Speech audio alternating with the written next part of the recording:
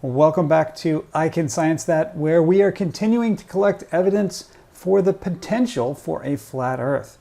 And it's time for a little update. First off, let me assure you I am not yet a flat earther. That threshold has not yet been crossed. Let's take a look at a few comments that have come in and discuss the evidence. Here's an excellent comment that I want to highlight, and that is issue with it takes only one piece of solid evidence. It's really about, the weight of all the evidence. It's about the weight of all the evidence there. And that's a very, very good point. It's a strong point. So if someone puts forth solid evidence that the Earth is flat, am I then supposed to ignore solid evidence that it is round? That would be foolish. And so that's true, and we'll get back to that. We'll look at the evidence for the other side in a future video. People have asked for that, and so yeah, we'll do that later. I want to finish on this first because there's still plenty of stuff that needs to be looked at. A lot of people have come in here with the burden of proof argument that it should not be up to the flat Earth to produce evidence. It should be up to the globe to produce evidence. I promise we are planning to do that soon. So we'll do that the other way. And then we'll have, after that, we should have two stacks of evidence to weigh against each other, okay? One other commenter had apologized for what they had perceived as interrupting my conversations on these comments. No, you're not interrupting. If you are derailing the thread, then yes, you're interrupting. Please don't. However, if you're contributing from any point of view to the topic that we are trying to discuss, that's what this is all about. I need that. I need input from all sides. That's what we're trying to do. I'm trying to achieve intellectual honesty and the best approximation of objectivity that is possible. Now, I know that I am biased. I am quite biased to pre-choose. I'm predisposed to believe that the mainstream science is accurate. Okay, that is a bias. So I have to work very hard to avoid that bias. And to that end, that's where I need the input from some genuine, honest flat earthers out there to work with me to point out the bias that I have. All right. So I'm going to go through now the evidence that we've collected so far. We'll look at the list, and we'll look at my assessments of that list. Our first piece of evidence is from a very frequent poster here, T. Brown. And yeah, it says there, known troll. I have a specific list of people who have specifically lied to us on comments on our posts, and they'll go on the known liars list. T. Brown isn't so much a liar as just what I would call a troll, which is someone who, again, when I try to say, let's start at the beginning, here's the stack, T. Brown will not. He will not do it. He just seems to be trolling. He just seems to be throwing out things to try to stir up controversy. Since we're looking at this, a word on trolls. The word troll, as I use it here, does not imply necessarily that he's a Poe. We know that Poes exist out there. We know for a fact some people pretend to believe things that they do not on the internet, and there's really no way to tell, short of them admitting to it, whether this is what they're doing. So I am not specifically calling T. Brown a Poe, but I do say I have no strong reason to believe that T. Brown is actually a flat earther. I have no reason to know that. I don't know. I have no actual evidence other than his word that he even believes any of this. What I know for certain is he will not have a back and forth discussion with me about it. In hundreds of posts, he has never had a discussion about that. T. Brown and anyone else on the troll list, if you want to correct that, all you have to do is start a back and forth conversation with me, an honest, genuine, step-by-step conversation with me, and I suggest we start with the pressure one. I've already given you the answer for the first question. Why don't you go ahead and answer the second question and the third question? If you do that, then you're off the troll list, okay? That's all it takes. T. Brown says, the Black Swan, and there's a link here. I think most of us are familiar with the Black Swan. I suppose we should take a look at it. Okay, so this is the Black Swan image. This is the key, and the point is that this platform is 9.41 miles away, and the horizon appears to be behind it. It looks as though the horizon is behind the platform. The platform's at 9 miles away. Therefore, the horizon is really far away. Okay, so I have summarized that as a video showing the horizon way out past where the globe predicts it to be. Perhaps better to say the horizon is completely indistinct and could be at infinity. Now, why have I worded it that way? I have worded it that way to be gracious as possible to the flat earthers who are saying that the horizon should be, if the earth were flat, the horizon should be an indistinct haze where the ocean just disappears into infinity. A lot of you don't like the word infinity. I don't know what else to say other than like really far away, something so far away that it is not, you can't say where it is because it's forever away. It's as far away as away can be. Okay, that's what I'm trying to say there.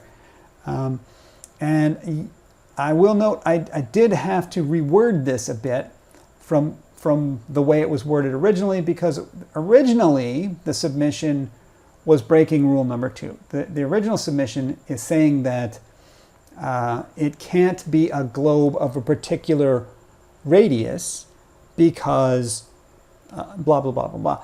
But rule number 2 was I want evidence for flatness, not evidence that the radius is incorrect. But I think that this image still counts as positive evidence if I just reword it in this way. So I've done that. Is the claim true? Yes. But I note it's inconsistent. This image is an unusual event. I won't say necessarily it's a one-time event. Apparently it has been photographed similar to that on multiple occasions, but it is not at all the common case. All right. Is the logic sound?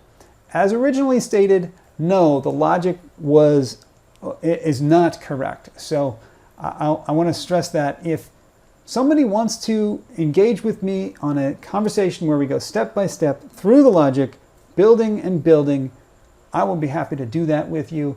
But the way it has been restated here, it is logically sound, which is that in this image, we see the horizon apparently indistinct, and it could be at infinity as far as we can tell. We cannot tell any distance any closer to us, right?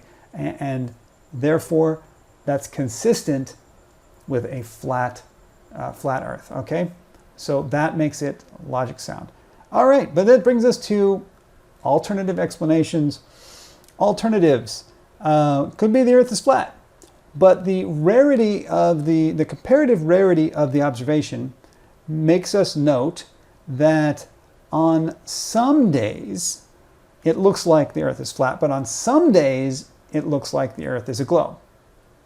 So if we are to go based off of our visual observation, then if we're going just on that, then the Earth is flat some days and the Earth is a globe some days, which I think we can all agree is probably not really in consideration.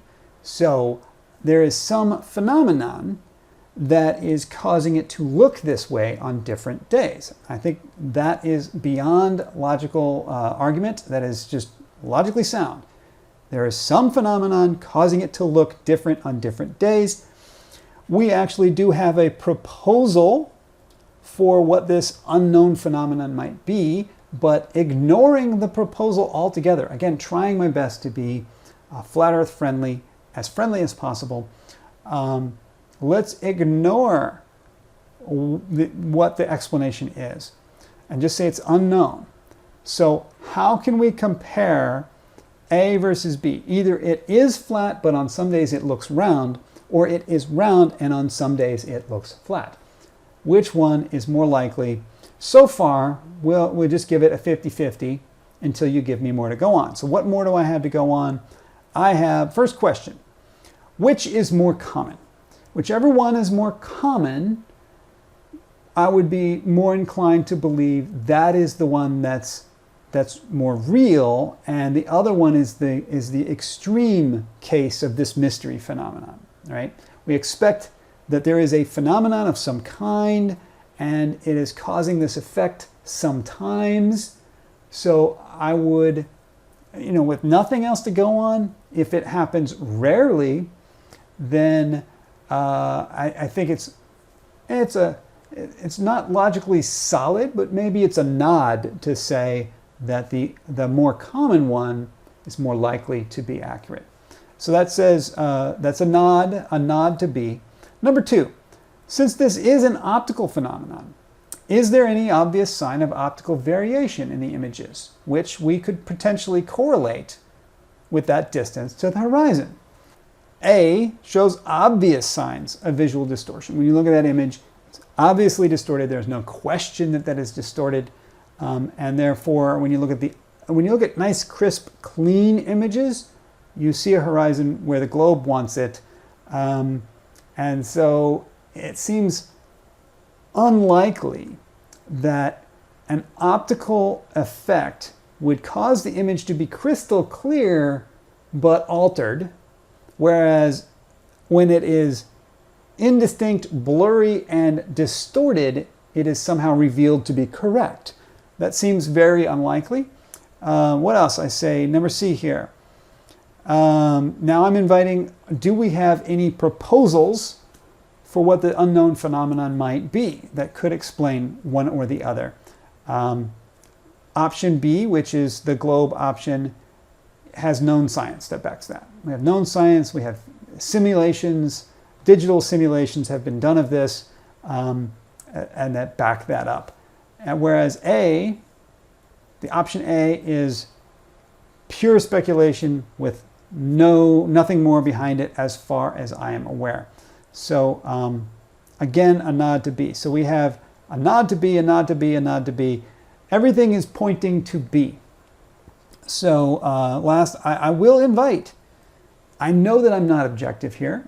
And so because I'm coming down on the side of globe on this, if you have compelling evidence, some other way to weigh this evidence, please bring it forward. Okay, so of the options, we have no way to completely eliminate either option, but Occam's razor strongly supports B, which is that the Earth is curved, but on certain days, some visual phenomenon makes the horizon appear as though it's flat. So I marked the status as unlikely. So that one's not compelling evidence. That is, it is evidence. It is, can be weighed, but when you put it on the scales, the flat side versus the globe side weighs more. So not a good one. On to the next. Restoring reality suggests that water finds its level is evidence. And I have said that is flawed logic, that the logic is not sound. The original submission, I will also note, breaks rule number 1, but I just deleted the text that broke rule number 1, and I have summarized it as, water cannot be curved by gravity in any scaled demonstration in the laboratory. So this is the one where if you say water can curve around the planet, then show me water curving around a tennis ball or something like that. Or go into a laboratory and show me that it's curved in a laboratory. Okay, so is the claim true? The original claim was not, but I've edited it to me a true claim based on the point that Restoring Reality was trying to make. Okay, so now it is a true statement and we'll accept it. Is the logic sound? No, the logic is not sound. Gravity has been studied in the laboratory And every time laboratory tests are done on gravity, they conform to the expected results. Newtonian gravity up to the limit of Newtonian gravity. And if you're doing an advanced laboratory experiment on general relativity has held up, much to the disappointment, honestly, of scientists for 100 years now. The claim, though, is that, well, how come you can't scale down gravity to work on a small object? Because you can't scale down gravity. The law of gravity says that you can't scale it down, right? That's what the law says. So by demanding that I must be able to scale it down to see it happen on a small scale, you were demanding that I change the very law of gravity itself. And that, I wouldn't be testing the law of gravity if I was testing something that could be scaled down, because the law of gravity says it cannot be scaled down. Okay, so this is an illogical request and rejected. On to Ricci. Ricci has several, and we're going through them one by one. First one, the moon rotates in the sky. So she's talking about field rotation. Moon rotates in the sky throughout the day, throughout the night, day or night. As the moon goes across the sky, it'll do this little turn in the sky. And originally, Ricci had said that the sun does not do that rotation. And that, if the moon is rotating and the sun is not rotating, heliocentric model, wrong. I'm honestly not sure how that shows that the Earth is flat, but it wasn't necessary to argue about it, because Ricci agreed to retract it after we discovered that the moon, the sun, and the stars all do the exact same rotation. They all do. So this was a misunderstanding. Ricci, number 2 here. Sun gets small, then vanishes. Let's look at that one. Okay, turn off the music. This is where we see a sun. I don't want to steal somebody's video here, but it instead of sinking into the horizon in this video, you'll see that it shrinks instead of going down. It appears to shrink into the distance. Okay, and that is just false. It's not true. How do I know it's not true? Because anytime, and you can just Google this, anytime you put a solar filter on there, you see that it's just not true. It's just not true. There's the sun setting, you can see the trees. It's not shrinking away. And I specifically tried to get one that isn't like a flat earth debunker or anything. We could argue all day about whether the sun shrinks or it doesn't. Just switch it to the moon. Moon does not. All right? The moon does not shrink. Therefore, why are we arguing about the sun? Just take whatever argument you're going to make about the moon not shrinking, apply it to the sun, and we'll all skip an argument. Ricci again. Stars look pretty close to me relative to how far they say they are. And that's retracted. She agreed to retract that one, and that doesn't count as evidence. That's just intuition. That's just looking and saying, looks close. Okay. Pilot's nose up, not down.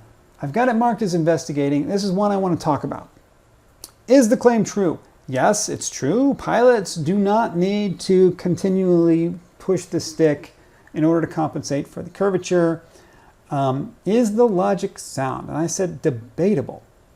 The logic is claiming that pilots should nose down, and that they don't.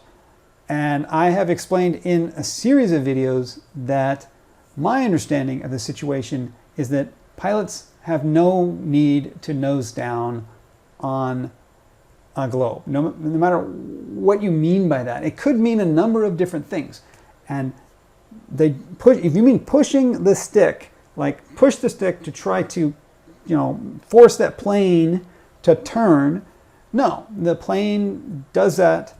That's how flight works. That's just how aerodynamics works. It'll do that. See my other videos about why that works. I'm kind of stumped on where to go next. I don't know what to tell you. So I guess I'm leaving that one as investigating. I'd like to have some feedback from all of you out there. If you understood all my math and you followed it, if you took the time to follow it, you could understand it. If you took the time to follow it, I'm sure all of you could understand it. Go through my work and say, I have not made any mistakes. Or go through my work and point out the mistakes. Hint, I found a mistake in stability part 2. No one has pointed out yet. It's already pointed out in some stuff I've recorded for the next video. But go in there and find a mistake. If you find a mistake, point it out. If you don't have a mistake, agree that it's correct. Let me ask, do you get to say, no, I know you took the time to go through it all for me, but I refuse to look at it. I will instead choose to believe that it is wrong. All right, Rachie again. Bringing sun partly below horizon back up from the horizon with a zoom. This is a repeat of sun gets small then vanishes. It's a repeat of the same one. It is a situation of glare. So I won't even show those links. You can look at those links yourself later. Photographic and Laser Evidence. This one I have a rather long thread on. This is active investigation. I've looked up some stuff on here. If anyone has already gone to great lengths to investigate this, please do share what you found. My findings are that the claim is true. The claim is true that they were able to shoot a laser across water at a 5-foot elevation and see the laser over 21 miles of water. Yes, they did it. Is the logic sound? Yes, but it contains a hidden assumption. It contains the hidden assumption that the laser beam is in fact straight. If the laser beam was straight, this would be very solid evidence, rock solid evidence that that water was flat. And yet, is there an alternative? Yes, the alternative, you know it, it's a well-documented phenomenon called refraction. So where do we go with this? We have a true claim that's logically sound, but there's a strong alternative here. This is not just pure speculation. What if it's refraction? Refraction is well understood and well documented. So we can apply the rules of refraction and see, does that apply in this case? So I think that's what ought to be done. Some other things that I've said to follow up. Can a similar effect be observed higher up off the surface? So this is the one that I always ask for when anyone does the light over water tests, any light skimming across water tests, they often come back positive for flatness. They often do that. I know that. This is the best evidence the flat Earth has to date. In my opinion, this is the very best evidence for flatness. But because of this known phenomenon, anytime you do that test, anyone should immediately bring up the known phenomenon of you did it right along the surface of water where the temperature gradient and therefore the density gradient is known to be greatest. You have an extreme case of density gradient there, and it's also highly variable and difficult to predict what it's going to be. And difficult to measure. Some people have gone out and measured it though. You could do that, but rather than go to all of that difficulty, just take your whole experiment up a couple hundred feet. Just go up 100 feet. Go up 100 feet and do it from, hilltop to hilltop. And now you're not going to be able to use lasers. We have other optical equipment you can use. Let me just suggest you use theodolite, a dumpy level, right? A water level. Use a water level to sight across from one mountaintop to another mountaintop. And then when you're looking up over a valley, you don't want to just, not along like a plateau, over a valley, so that the idea of like being close to the surface has been eliminated. You're way up off the surface now. So if you're up off the surface and you can replicate this kind of finding, then you have a much stronger piece of evidence. What else? Is it consistent? If this is in fact due to temperature gradients, we know that temperature gradients vary. So if it is caused by temperature gradients, then it will be inconsistent. So if you can show me that this effect is reproducible with consistency under many different types of conditions, then that's good evidence. And I know the rebuttal is going to be, it is reproducible in many different types of conditions. It is sometimes reproducible. Sometimes the test fails. They don't make videos of those. This is the difference, right? They make a bunch of videos, and there's tons of these videos out there, lots of them. And most of those videos will show that it worked, because it's fairly unusual for someone to show the video where it did not work, because that's just not interesting. I knew one of my friends from this area was trying to do it. He spent weeks trying to reproduce this effect, and he couldn't. And I was trying to give him some tips on how to do it, but you know, he kind of lost interest. Yeah, the fact is, it's not commonly reproducible. It is sometimes reproducible. Yeah, you can get it to happen, and actually, I don't know if they do it on purpose or not, but I think some of the content producers out there know the tricks. They know when and where to do it to get the positive result. But honestly, super easy, barely an inconvenience. Just go mountaintop to mountaintop with the theodolite. Just do that one time. That's all it takes. Yeah, just do that. Show me that, and then we'll talk, okay? 21 miles from mountaintop to mountaintop, and you see no drop. I want to see that video, okay? All right, so I'm calling it still investigating. I'm asking for people to give me more input, because I know I'm biased, and I'm inclined to just say this was refraction and just move on. What more could we do to make it more convincing? Or in what ways is my bias blinding me that I'm not seeing how convincing this really is? I will grant you that with all of my bias, it's a very compelling video.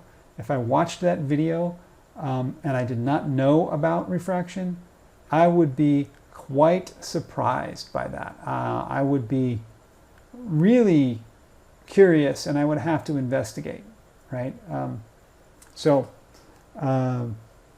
Yeah, this is good evidence. This is really good evidence. This is the best evidence that I've come across yet for flat Earth. I've looked at a lot of different evidence over the years.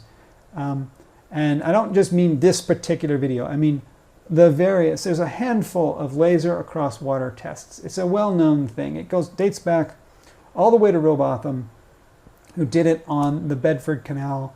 And he didn't do it with lasers. He just used regular old light. Just, you know, all I can see, right? I can see the thing, right? You don't need a laser. You just need something you can see. And he did it, and he could see it. I think everyone in this discussion on both sides knows the Bedford level story. So we all know that Rowbotham saw a guy miles away on the Bedford Canal. However, only those of us on the globe side know part 2 of the story. And it seems to me that the flat folks don't know that part 2 of how Alfred Wallace, I think it was Alfred Wallace, it was certainly Wallace, engaged in a bet with one of Rowbotham's followers. And the bet came down on the globe side, because all Wallace did was, Rowbotham's follower repeated the experiment along the surface, got the flat result. And Wallace just said, well, let me just raise this thing up a few feet and set up some poles and balls and looked through a telescope and showed, boom, there's the curve as predicted. You just got to raise it up off the surface. So yeah, that's part 2 that I think is very telling, that very few flat earthers know that part of the story.